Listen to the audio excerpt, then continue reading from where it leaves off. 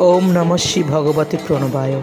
गत 20 আগস্ট 2024 भारत सेवाश्रम संघेर अन्यतम सन्यासी श्रीमद स्वामी गिरीशानंदजी महाराज महानिर्वाण लाभ करें श्री श्री गुरु महाराजेर श्रीपादपद्मे। देह राखार समय तार बयस हয়েছিল 88 বছর। তিনি সুদীর্ঘ 40 বছর যাবৎ ভারত সেবাশ্রম গড়িয়া আশ্রমের অধ্যক্ষ রূপে নিযুক্ত ছিলেন। তিনি ভারত সেবাশ্রম সংঘের কোষাধ্যক্ষ ও সহসভাপতি পদেও নিযুক্ত ছিলেন। তার 88 বছর বয়সের দীর্ঘ 40 বছর যাবৎ তিনি গড়িয়া আশ্রমকে সুন্দর রূপে প্রতিষ্ঠা করার চেষ্টা করেছেন। তিনি চেয়েছিলেন গড়িয়া আশ্রমকে দ্বিতীয় বাজিতপুর মঠ তৈরি করতে।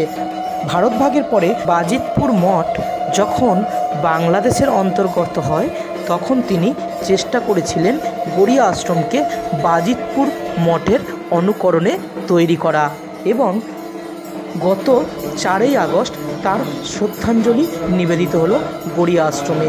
এই দিন শ্রদ্ধাঞ্জলি দিতে উপস্থিত ছিলেন ভারত সেবাশ্রম সংঘের বিশিষ্ট সন্ন্যাসীরা। ভারত সেবাশ্রম সংঘের প্রধান সম্পাদক শ্রীমদ স্বামী বিশ্বাত্মানন্দজি মহারাজ এই দিন উপস্থিত ছিলেন। তিনি স্মৃতিচারণ করেন স্বামী গিরিশানন্দজি মহারাজের। উপস্থিত ছিলেন সংঘের সহসভাপতি ভাস্করানন্দজি মহারাজ সহ একগুচ্ছ প্রবীণ এবং নবীন সন্ন্যাসীরা। সেই সাথে উপস্থিত ছিল গড়িয়া আশ্রমের বিভিন্ন ছাত্র ও প্রণব বিদ্যার্থীবৃন্দ। বিশেষ পূজা পাঠের মাধ্যমে বিশেষ অনুষ্ঠানের মাধ্যমে এই দিনটি খুব সাড়ম্বরে পালিত হয়।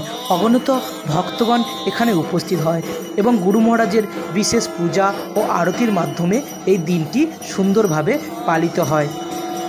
ভারত সেবাশ্রম সংঘের প্রধান সম্পাদক শ্রীমদ স্বামী বিশ্বাত্মানন্দজি মহারাজ এই দিন গিরিশানন্দজি মহারাজের স্মৃতিচারণে তিনি বলেন, সুদীর্ঘ 88 বছর জীবনকালে তিনি 40 বছর যাবৎ এই গড়িয়া আশ্রমকে নানা দিক থেকে ডেভেলপমেন্ট করে।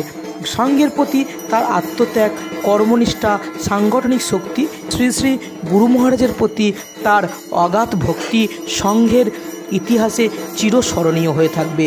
তা আজ তাকে শ্রদ্ধাঞ্জলি জানান ভারত সেবাশ্রম সংঘের বিশিষ্ট সন্ন্যাসীরা। চলুন শ্রীমদ স্বামী বিশ্বাত্মানন্দজি মহারাজের কাছ থেকে শুনে নিন।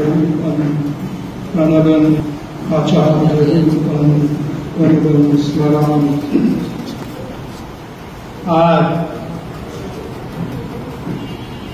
संघेर परम पूज्य सहसभापति एवं कोषाध्यक्ष एवं गड़िया आश्रम अध्यक्ष परम पूज्य श्रीमद स्वामी गिरीशानंदजी महाराजेर श्रद्धांजलि अनुष्ठान स्वामीजी दीर्घदिन एखाने আমার মনে হয় 60 বছর 70 বছর যাবৎ এখানে ছিলেন। এখানে প্রথম অবস্থা থেকেই তিনি ছিলেন এবং আমি যখন আশ্রমে আসিনি ছাত্র অবস্থা থেকে তিনি দেখেছি মহাদেব মহারাজ পূজ্য স্বামী ওঙ্কারের কাছে আসতাম, তখন আমি ছাত্র ছিলাম। তো তখন থেকে স্বামীজিকে দেখেছি, দীর্ঘদিন স্বামীজি জড়িত ছিলেন। গড়িয়া আশ্রমের ছোট্ট ইতিহাস বলছি যে পূজ্য আমাদের ভারতের স্বাধীনতার পরে যখন বাজিতপুর ভারতবর্ষ থেকে আলাদা হয়ে গেল মঠ, তখন ওঙ্কার স্বামী বললেন যে আমি একটা জায়গা নিয়ে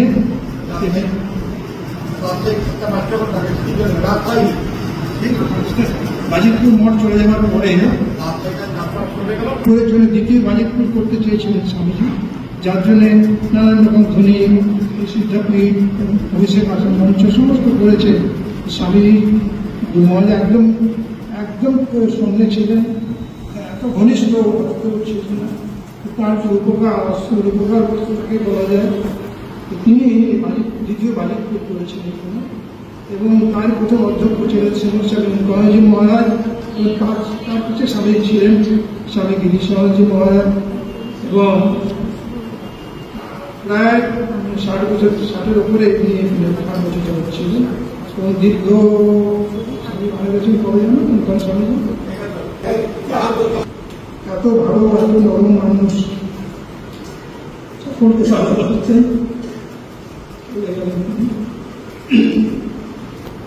आज के সেই বিষয়ে সভা এসেছি, একসাথে তার আলোচনা করবো, স্মৃতিচারণ করবো। তার পূর্বে আমরা ঘোষণা করছি যে আমাদের সংঘের যে গড়িয়া সেবা অধ্যক্ষ রূপে এখন বর্তমানে সংঘের জয়েন্ট সেক্রেটারি শ্রীমৎ স্বামী ভাস্কর মহারাজকে সংঘের পক্ষ থেকে দায়িত্ব দেওয়া হয়েছে।